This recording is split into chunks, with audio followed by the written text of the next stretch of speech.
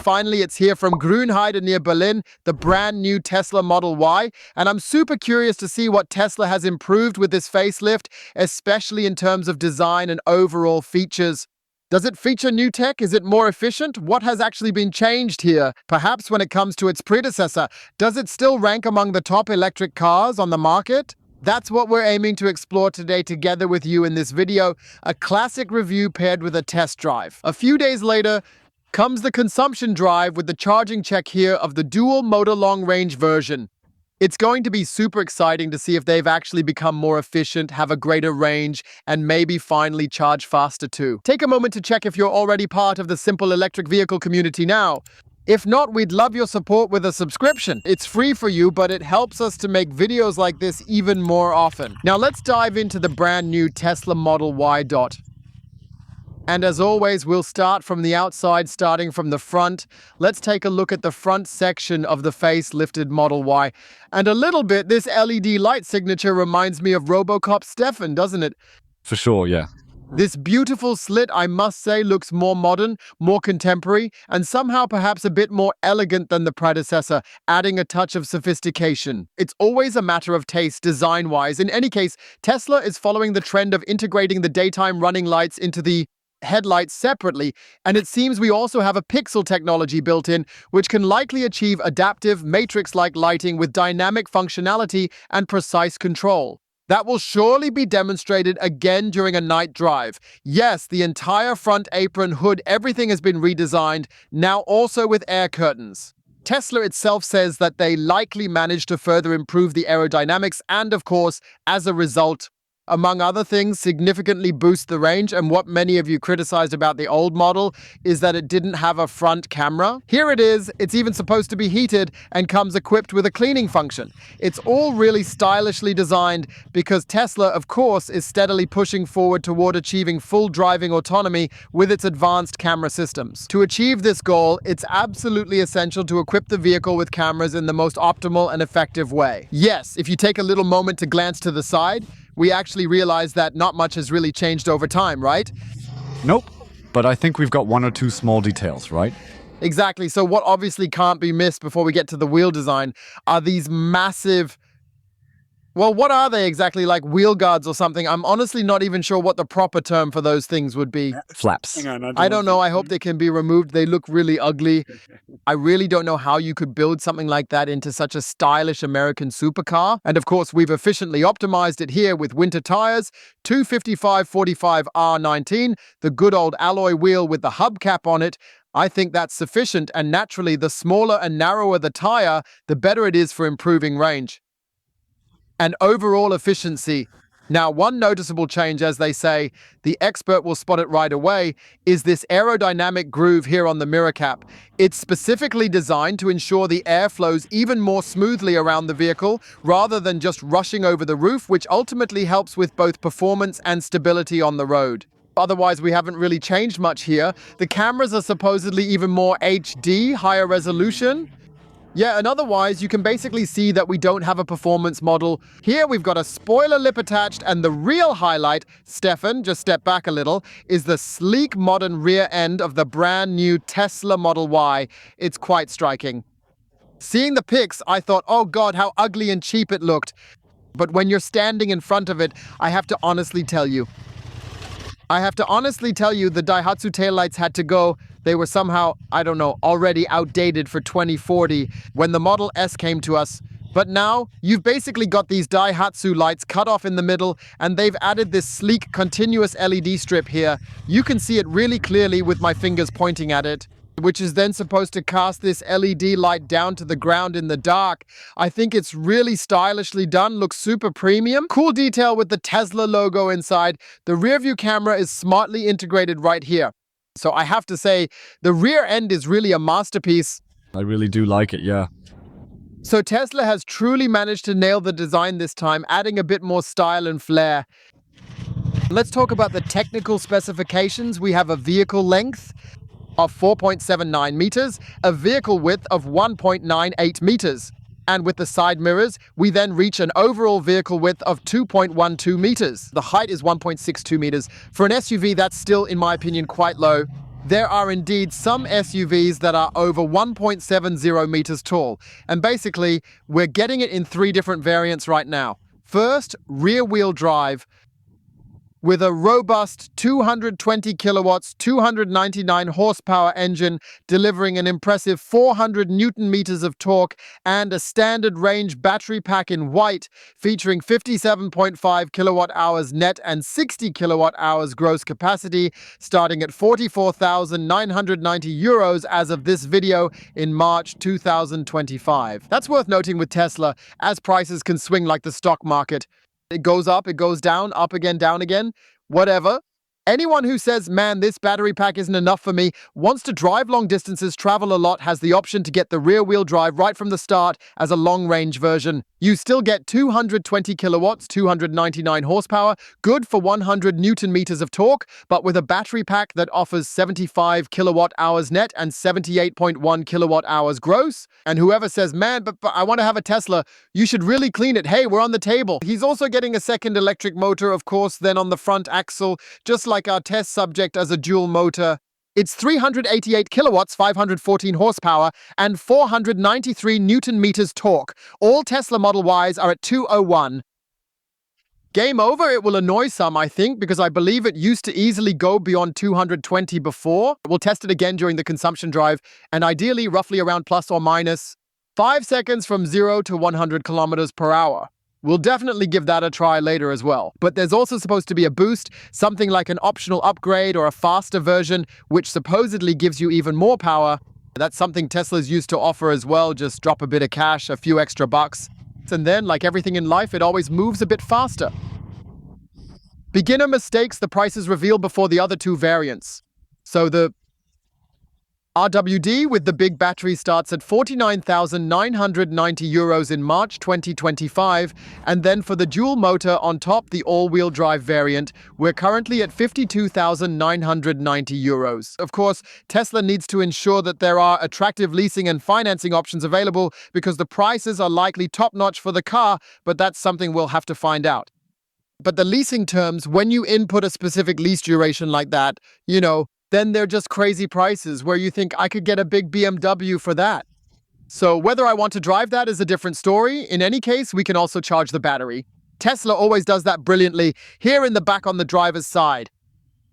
Installed, just like you know from before, 3-phase AC, 11 kilowatts, 22 kilowatt charging I haven't found. Yes, whether you need it is up to you to decide, and DC charging, especially with the long-range variants, should supposedly go up to 250 kilowatts at peak charging, but how long that lasts is always the trade secret. You can always nicely state 250 kilowatts at peak, and if that only lasts a minute, it doesn't really help us much because in the end, it's all about what average peak you can achieve while charging, how fast it really is. Is it really faster than the predecessor? Has there actually been any change there? That's exactly what we're going to figure out together here, of course. By the way, what I also didn't want to leave unmentioned is the point. Do we actually show Tesla or don't we? We feature all electric vehicles irrespective of their owners, co-shareholders, CEOs, or any public statements, as we are committed to maintaining a strictly apolitical standpoint. There are enough politicians in this world and also people who have something to say, but I believe the cars, they are produced sensibly. There are great engineers, employees who manufacture these cars and have their workplaces there. It would actually be unfair if one were to let that, because of statements from a single person, then not be shown, I believe. That was at least our opinion, which we wanted to share once again. Feel free to write your thoughts in the comments. Let's openly discuss this topic. We don't want to keep it a secret in any case. Just as much, we certainly don't want to hide the fact that here we have a frunk. And we've had this at Tesla from the very beginning. Here we've very, very neatly preloaded the springs, and then there are the hood vents, which are a bit hidden. Up here, we have some light insulation, more so for the frunk rather than for noise. And we've got 117 liters of storage space here. It's really impressively well done. Sounds a bit hollow now on the mic. And I believe, let's see, here you even have a drain plug. If you put something wet in there, you can unscrew this here. It's tilted slightly forward, so it acts like a rain catcher or something along those lines. You could wash a baby in it. A basin would be a fresh idea. Or the dachshund after prowling the woods. Yeah. absolutely amazing. You've got a solid 117 liters of cargo space, enough to fit a large suitcase, all your charging equipment, and you can easily refill the windshield washer fluid right here at the front. Fill it up. All right, now let's listen to how Grünheider's German Tesla steel sounds, or rather aluminum, right? 3. Quite nice and easy. Click. Wasn't too strong, right? What's much more interesting than the frunk is, of course, the trunk, the rear cargo space that you're all curious about. So let's take a look and see if there's some kind of sensor system installed here after all. That looks quite sporty, but still no. Well, as the athletic director, right? No, kidding aside. If it doesn't work, it doesn't work. There's no way around it because Tesla, of course, has installed this button here specifically to make sure the trunk functions with Stefan. How many liters? 854 liters. Friends of the night and the fine long drink, 854 liters. That's, I believe, best in class. We can definitely confirm that. At least I don't know of any electric car on the market where the storage capacity is somehow even larger than this one. It's truly impressive and sets a high standard. I don't know, I'm not really sure what to make of that. It's kind of a bit wobbly, isn't it? Like, it just feels a bit off to me, honestly, you know? So, right? I mean, it's stable, but sort of this wobbly technique, you know? It seems like there's a bit of disagreement about it, huh? Do you prefer something like a roller blind, or would you rather have a rigid parcel shelf, or maybe even a parcel shelf that you can actually stow away here, like this one, for extra convenience? So you can flip up this compartment. Look at how much space there is there. A ton of space. You'd have to add that in somehow. And now here on the left and right, they've made these recesses next to the pockets on either side where Stefan's backpack fits in. So you can also store the sun visor. There's also a bit of space behind here, so you can fit some additional odds and ends in there as well. So with Tesla, you truly get the maximum space both inside and outside the vehicle. Now, Tesla thought, hey, wouldn't it be fantastic for skiers or anyone with long items? Could also fold down the middle section right here. I think it's genuinely brilliant, a clever pass-through design, roughly 20% in the center. That's absolutely brilliant for skis, for a long object, or even something else occasionally when you might need it. I think that's absolutely genius. And here Tesla, even though they're tightening the screws everywhere, really everywhere with the precision engineering. But truly, Tesla saves on everything, I guess. Yeah.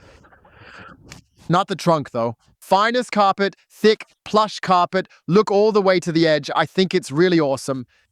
If you bump into something here, maybe with a box or a suitcase or something like that.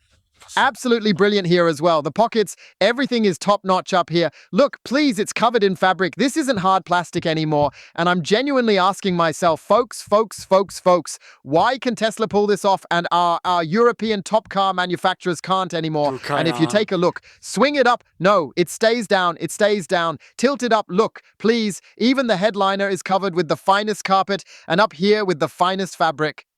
I know I might be going on about it, and I also realize that some people might not care at all.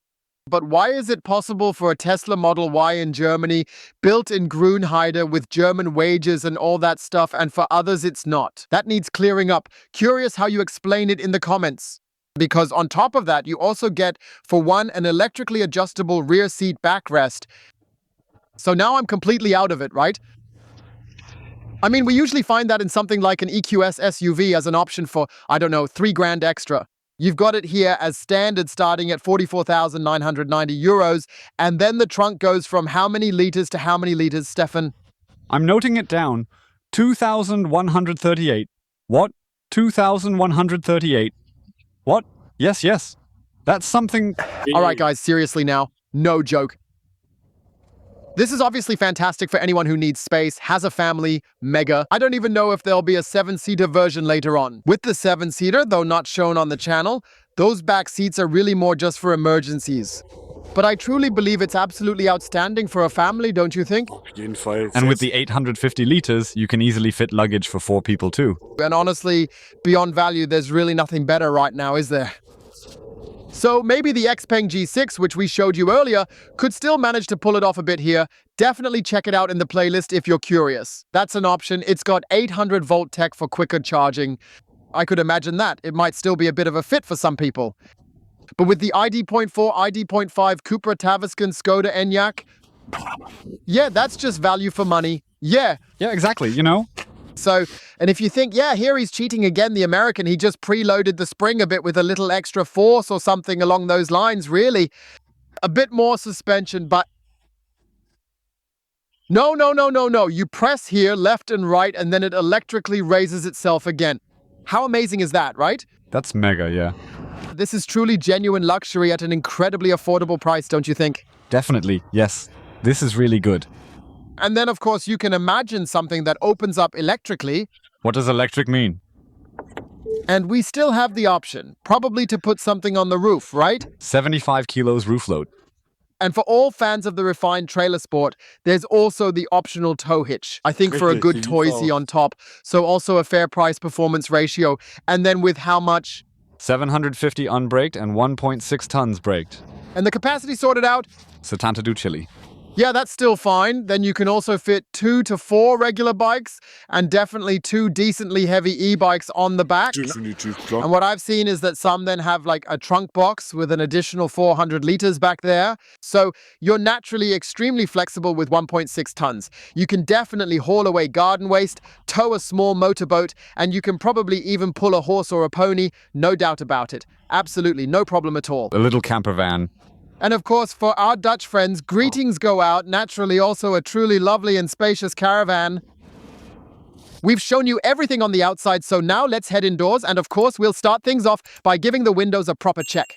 That means we have a thick pane and a narrow pane connected with a film, so it's double glazing. And here Tesla further promises, especially with the use of additional insulating materials, a significantly better reduction of interior noise levels, including significantly better driving noises at higher speeds. We'll definitely test that in the second video during the consumer charging check to see if it's true, but let's stay chronological for now. We'll first move over the door panel into the interior, and here you can already see that Tesla has really put in some effort. Up here, a nice soft foam-backed plastic with a wide and comfortable armrest. That's important for everyone, you know, especially for long drives where comfort really matters.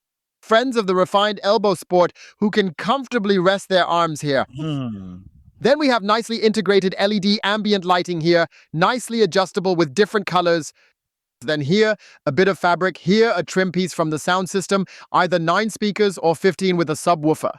Then here we have wonderful Alcantara, as the Spaniard says, a lovely microfiber fabric. And here we have the wonderful vegan leather from Tesla, which is widely popular, durable and well-maintained with a nice double stitch. I really like it. Here we have the window controls and essentially the electric opening mechanism. And back here once more, the manual one for emergencies. And now here it comes, my friends. Again, 44,090 euros starting price. You know, nothing new. Down here, all soft foam lined. Truly high quality plastic. It's really classy. Here, a nice metallic finish. The speakers are covered, and then here, thick plush carpeting like in the trunk completely covering the backside. Here, the edge of the plastic, the inside, and the floor so that nothing rattles or creaks. Everything is insulated. Everything is just awesome, really. Just like we were used to from those big, luxurious Benzes back in the day.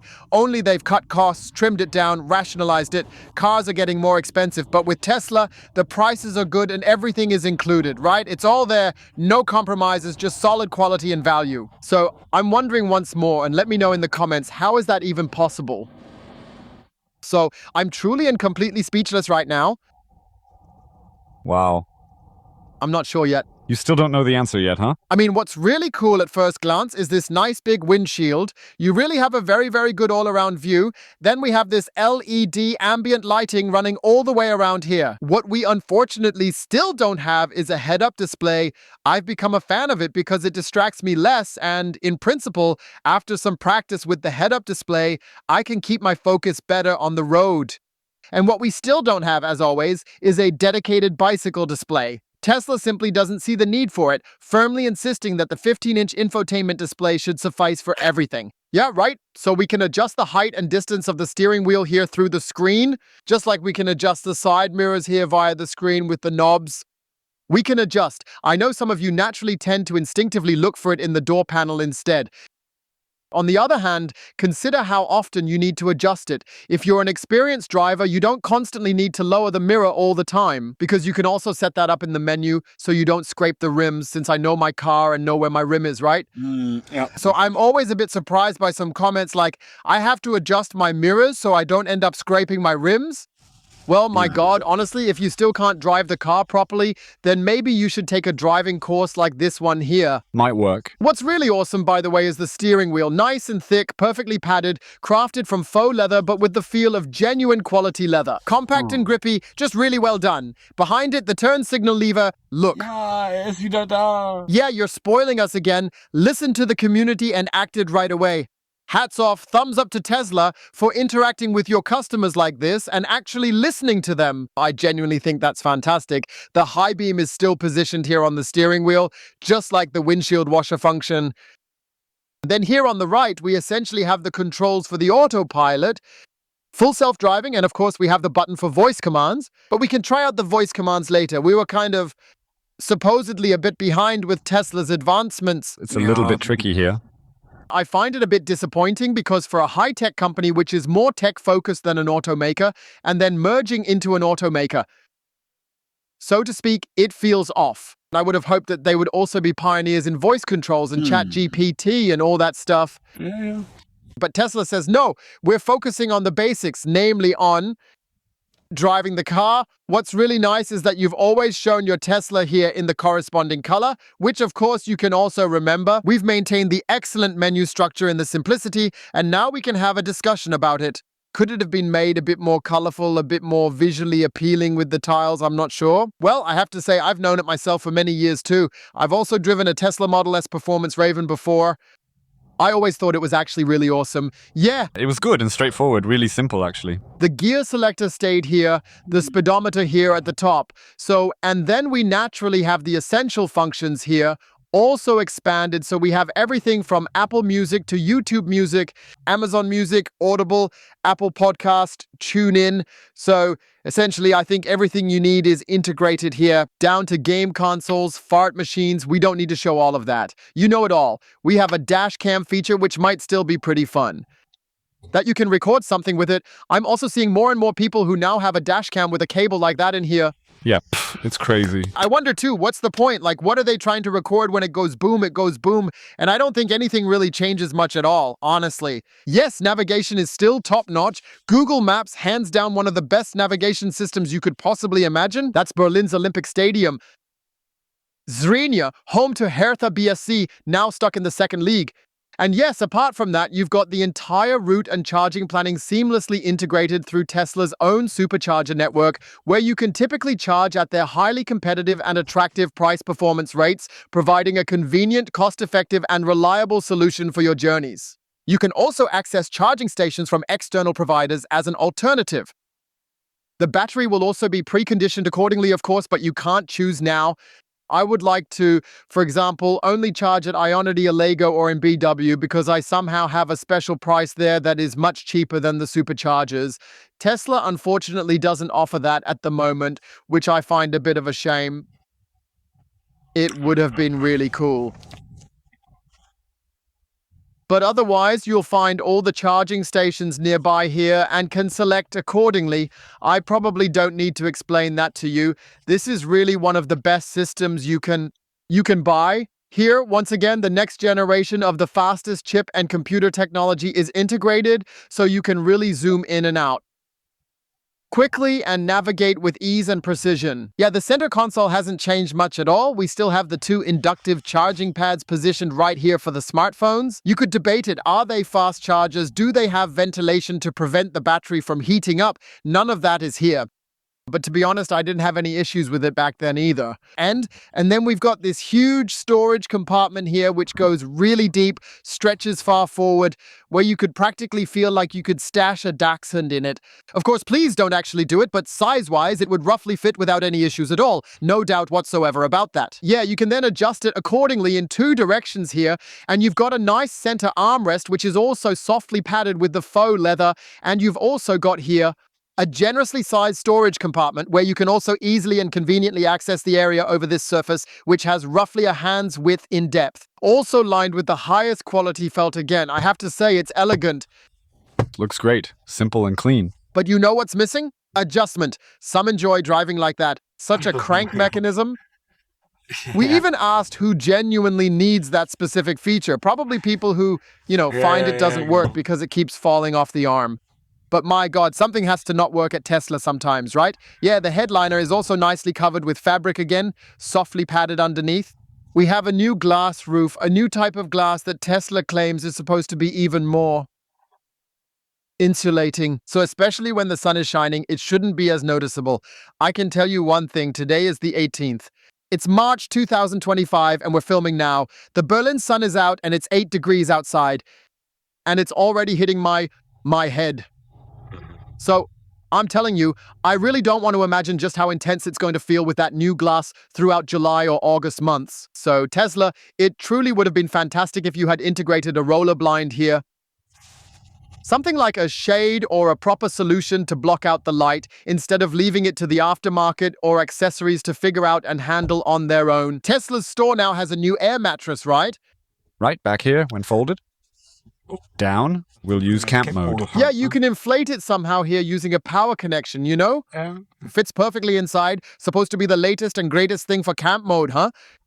So, just as a tip, the press office revealed that to us. Let's move on, because some of you might also want to go camping in a Model Y like this. And maybe there's an inflatable air mattress that you can conveniently store in that lower section I showed you under the trunk floor. That's definitely practical and makes things a lot easier, especially for those spontaneous camping trips. Because if you buy a large one with so many brands out there, where do you even store it?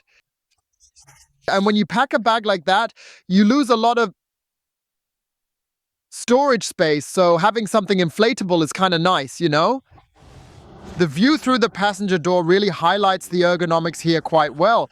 Tesla also placed a lot of emphasis here, ensuring that both armrests are at the same height, allowing for a comfortable and natural driving position. Even I, at 1.85 meters and 99.9 kilograms, have plenty of space here, especially in legroom, to travel comfortably and relaxed. Contributing to this, in my opinion, are still the excellent seats, also in the new Tesla Model Y, which, in addition to seat heating, have now also gained seat ventilation at the front. That was a step already taken in the Model 3, and it has now made its way into the Model Y as well. I know from you that many of you also place an extremely high value on that aspect. We must review the material mix of the steering column support. Here's that nice material from the door panel. We've got indirect vents controllable through the climate menu. And here, take a look, faux leather with double stitching extending all the way to the very front. And underneath we have the glove compartment, which is opened by a button on the display. Also perfectly lined with felt, where quite a bit of stuff can fit in, making it both practical and neatly organized inside. This is softly padded underneath. Here, look, faux leather again. Then the carpet here was entirely lifted. Over there in the door panel, completely. The carpet was also fully pulled around all the way to the entry threshold. So I have to say, this is truly one of the most high-quality interiors in terms of material mix. And already well within that price range, it's truly mind-blowing. And here, take a look at this softly foamed synthetic material. This is softly foamed plastic here, so it doesn't like with the colleague who's been driving for 34 years without any rattling.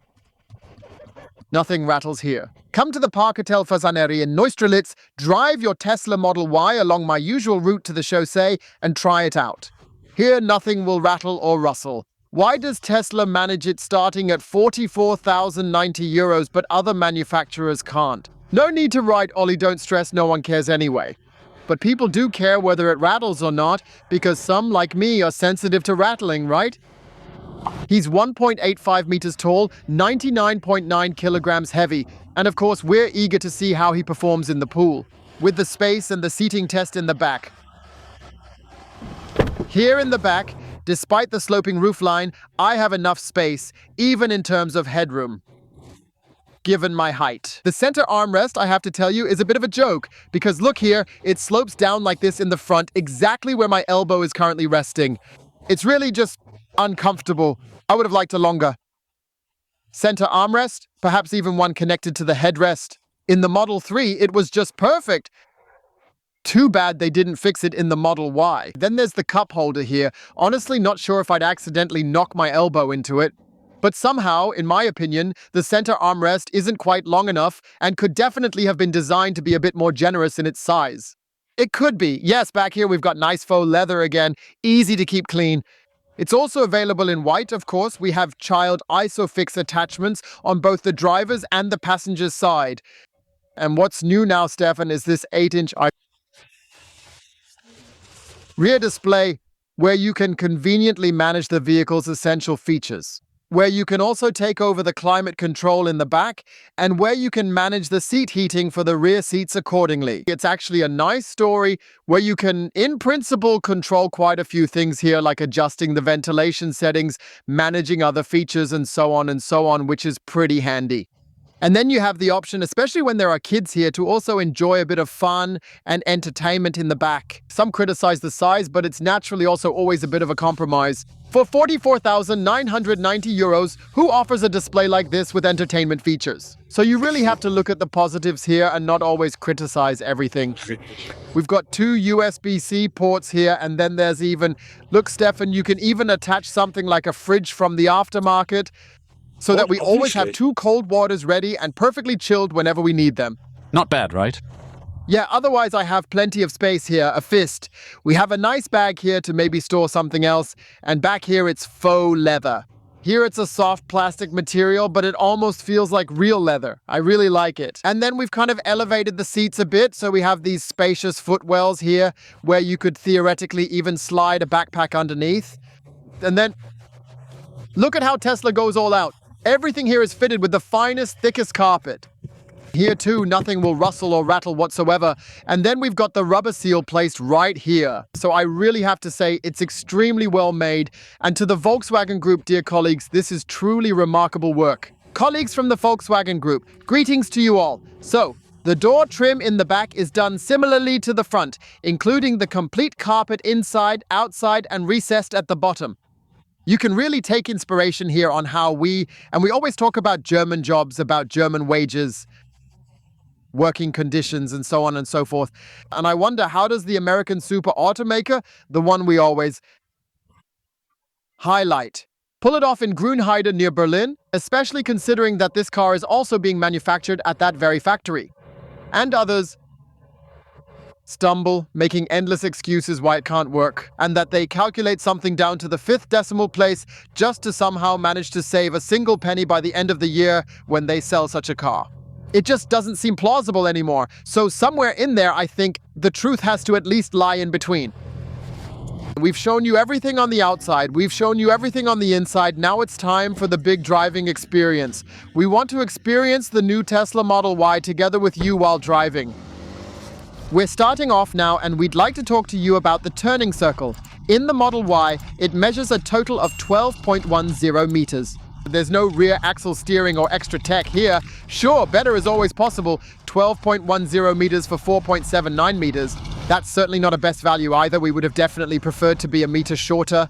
But it is what it is. Is this actually art or skill, managing to get that shopping cart up onto that sign, just like this right here? Is this art or just trash? It's Berlin. Nobody really knows, honestly. Maybe someone actually put some thought into that. Of course, the 12.10 meter turning circle is more interesting for you. How exactly do I park with the Tesla Model Y, and what kind of assistance is provided? First of all, you have the gear selector here in principle, which you then pull back into the reverse position, and you'll see a guideline appear on the screen. We signal using the new turn signal lever. It's really convenient now. I'll make the most of it. And then you can very, very easily see I've managed to park perfectly here. By the way, the mirrors fold down so I don't accidentally end up scratching these stylish 19-inch alloy wheel caps here. And then he basically parked it in one go here. And here I think it also provides the maximum level of support available, which is great. Plus, we've got the side protections here as well, which really help. And now, of course, we've got the new front camera featuring a really impressive wide-angle lens for better coverage. That's important when you're exiting a driveway so you can see the kids on either side. or cyclists for that matter, especially in a capital city like this where there are lots of backyard parking spots. It's super handy. And if you, of course, want to clean it up, then we've got a nice washing station function, and it's also supposed to be cozy in the winter. Look how well it works. It's awesome, right? Ja, so. And how it just frees itself. There's a bit more tech behind it, like a heating system so that in winter you don't freeze from the cold or the wind. It's really well done. The camera system is also very high resolution by now, which makes it super practical for everyday use. Tesla supports you to the max when it comes to maneuvering, which is pretty helpful, especially in tight spots or when you're parking. It's all very intuitive and makes driving a lot easier. I also think that's very important. Yes, what I really like is this nice and compact steering wheel. We've got a bit of space here, so we're going to test the direct steering of the chassis a bit and also take a closer look at the body roll and pitch movements to see how it really handles. Always works great here at the Olympic Stadium. Handles it really well. Yeah. He keeps it steady controlled. You've really got to give him credit for that. It drives and handles almost exactly like a go-kart, especially with this compact, thick steering wheel here. Ja, wirklich so ein Go-Kart? Yeah, it's a lot of fun. I absolutely love that feature in the new Model 3 as well. I also really like that in the older Tesla models, how they provide, in my opinion, this incredible level of flexibility right here, which is just absolutely fantastic. We'll be turning left shortly, driving over the cobblestone. I can already tell it feels noticeably smoother and more softly cushioned than I initially thought it would. Yeah, it's less harsh. Not like the Model 3. Nope, but it still maintains that particular period. Firmness. It's definitely not as soft as the Model 3, though. It's a bit firmer, I have to admit, but it's still quite comfortable. I'd say it provides a pleasant rolling comfort that feels just right for everyday drives. Whether that changes again, we'll have to find out. We'll also spend a bit more time driving the car. We're driving a longer stretch on the highway with the car. Naturally, we'll have to keep an eye on how that situation develops over time. But at first glance and in this initial moment, I genuinely have to say they've already managed to get the suspension just right, which is quite impressive indeed. Quite nice. Exactly, we're driving over more cobblestone, and that's what I mean. Here, nothing rattles or clatters at all. Totally quiet. So, and that's just also a really pleasant rolling comfort. Sure, it's firm, just the way Europeans love it, but it still manages to be comfortable.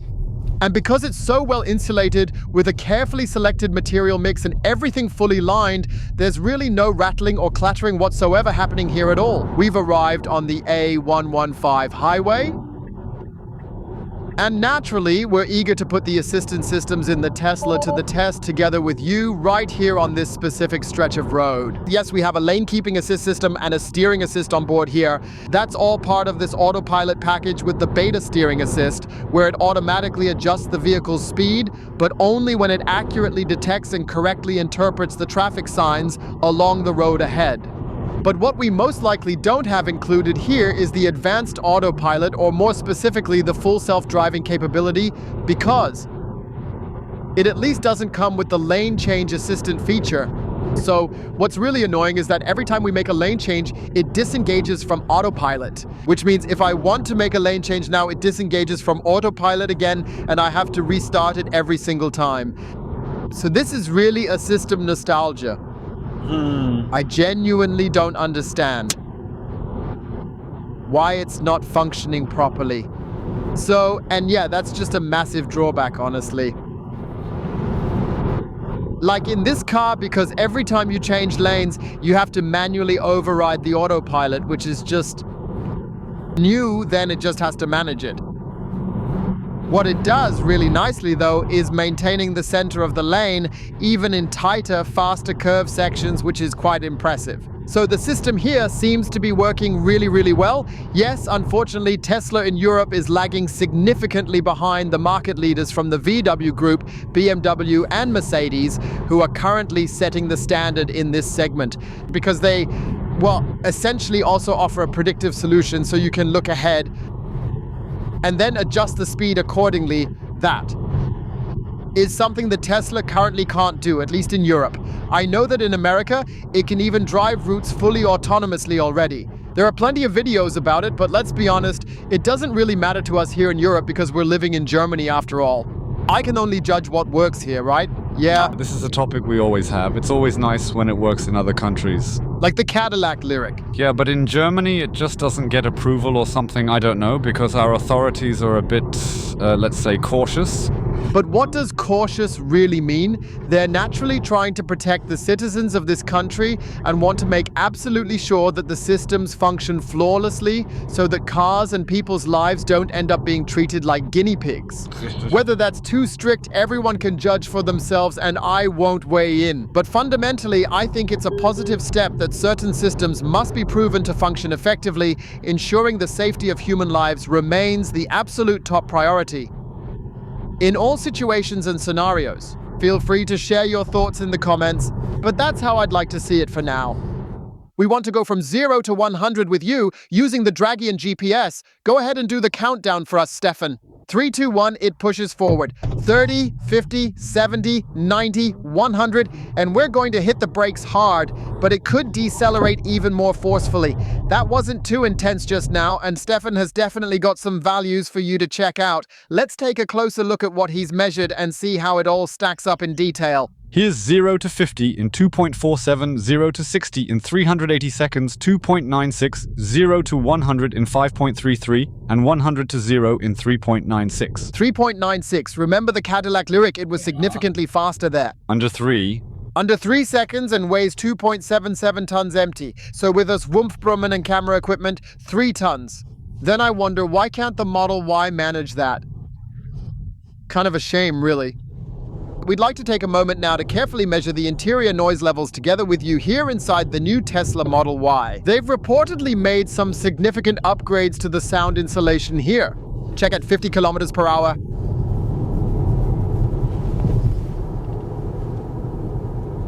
"57, 58 decibels, that's a very good value. We're accelerating to 70. 61, 62 decibels, that's also good. We're accelerating to 100. 71, 72 decibels, that's also a very, very good value. There are quite a few vehicles that usually tend to land more in the mid to high 70s range. The Tesla gets another try from 0 to 100, aiming to beat 4.8 seconds. Stefan, count it. 3, 2, 1, go! He's accelerating forward, hitting 30, 50, 70, 90, and all the way up to 100. And as usual, we'll run the brake test once more. And here he does slow down a bit better, but he's still not quite where we actually want him to be in terms of performance. Stefan? Let's check the numbers. 0.50, 2.37, 0.60, 2.87, 0 to 100 in 5.04. That's better.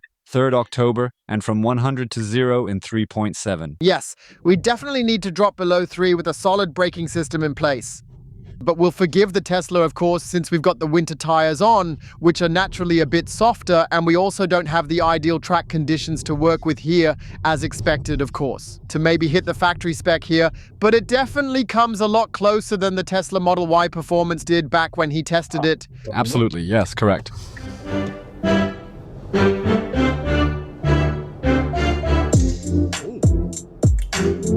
The bass just brought a bit of surprise, didn't it? But seriously, how awesome and totally unexpected was that?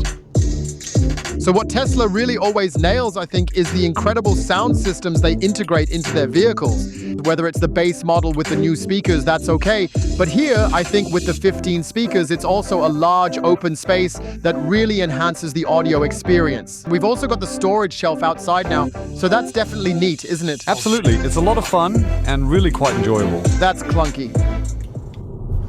We're going to test out the voice control feature with you here in the Model Y, so let's give it a try. Hey Tesla. Hello Tesla, we'll press the button now. Could you please navigate us to Munich, specifically to Victualien Markt 1?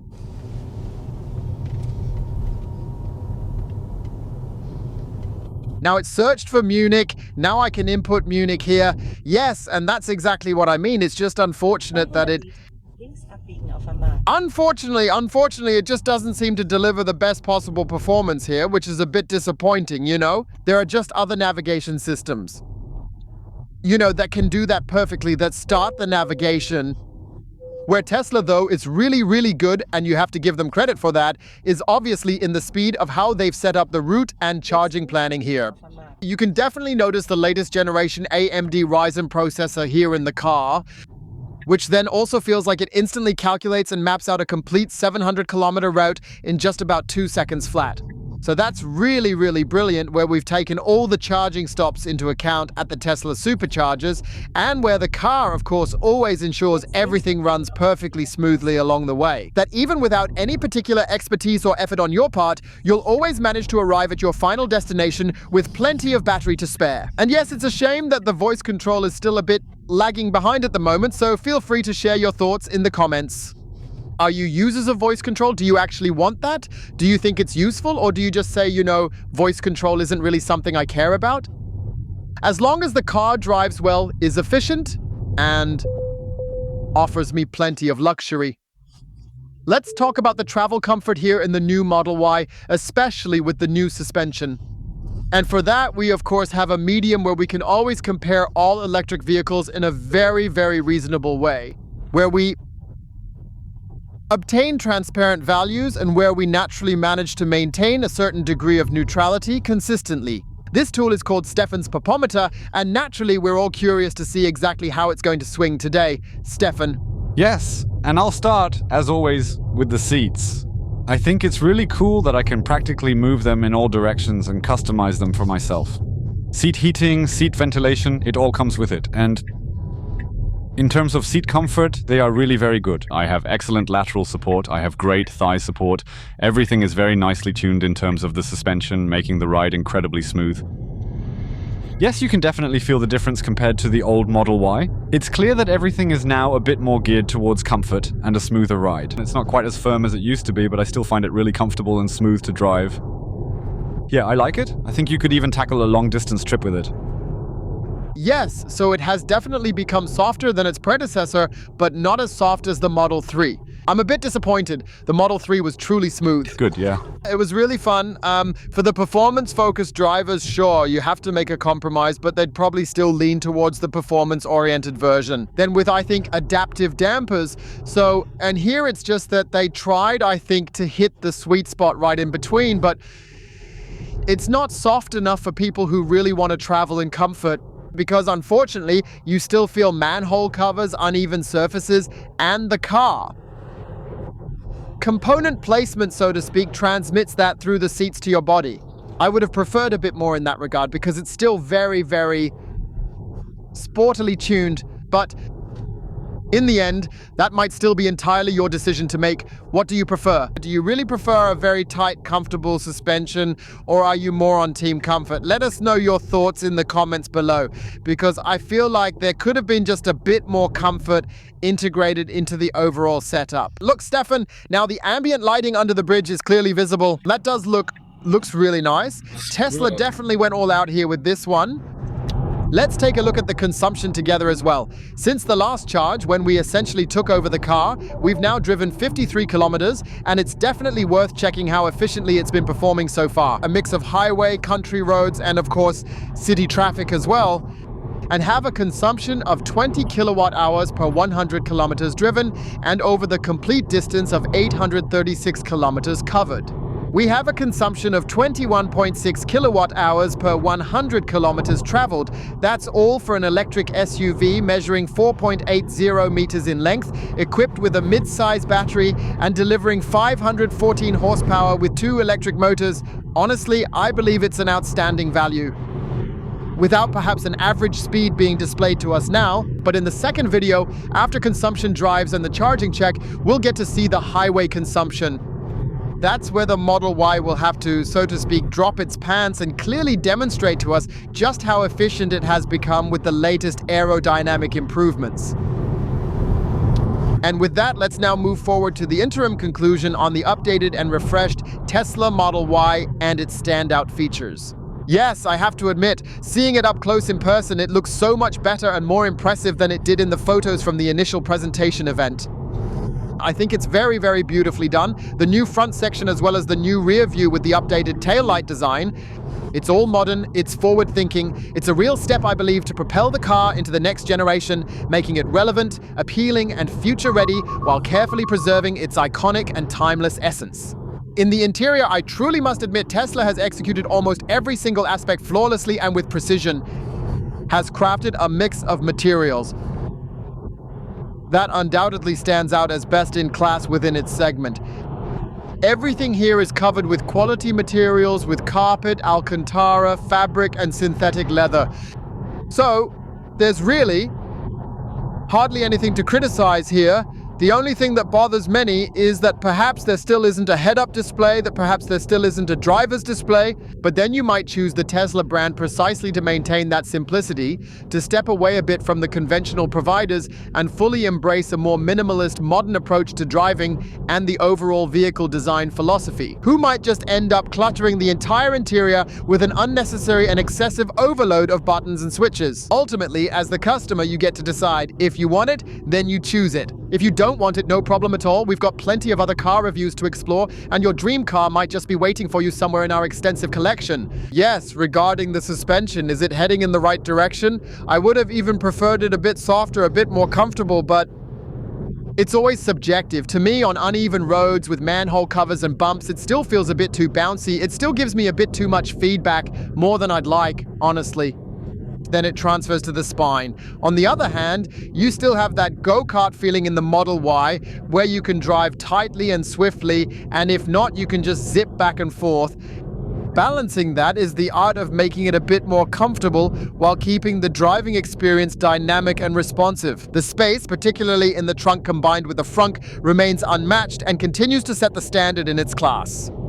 I find the seating and overall travel comfort on the highway to be quite well balanced and suitable. And now, of course, it has to demonstrate strong efficiency and a high recharge speed during both the consumption test and the charging check process. And then I believe it will still remain the benchmark for many of you in the 4.80 meter category when it comes to electric mobility and overall performance. In the interim conclusion, I might have overlooked a point that always concerns you, and naturally, me as well. I'd really like to hear your thoughts on that once again. Tesla is still sticking with 400 volts for the Model Y, as you know. Technically, there hasn't really been any change there, neither in terms of charging peaks nor speeds, at least, according to the data sheets, and I'd really like to hear your thoughts on that. Would you have wanted Tesla to switch the Model Y to 800 volts so you could charge in under 30 minutes instead of going over that? 35 minutes depending on battery size, but maybe in 20-25 minutes? Or do you say, yeah, honestly, I couldn't care less whether it's 400 volts or 800 volts?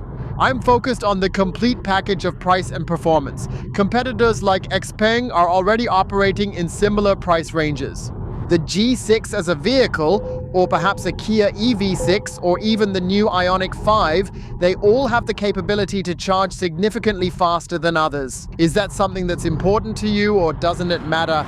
And with that, we've officially reached the conclusion of the first video. I certainly hope you enjoyed the video. You can rate it with a thumbs up. Please feel free to check again if you're part of the simple elektrisch community. We'd really appreciate it if you could support us with your subscription. It's free for you, but a huge help for us to keep growing the channel and bring you even more electric cars to explore, discover, and enjoy right here. Thanks so much for watching. Stay healthy and see you soon. Take care, Your OLLI. Make sure you don't miss part 2, featuring the consumption test and charging check. And my personal highlight, I think, isn't solely about the design, but the fact that Tesla has installed an incredibly sleek front camera here, which doesn't just act as a camera, but also features a cleaning system, and from what I've been told, even comes equipped with a heating function.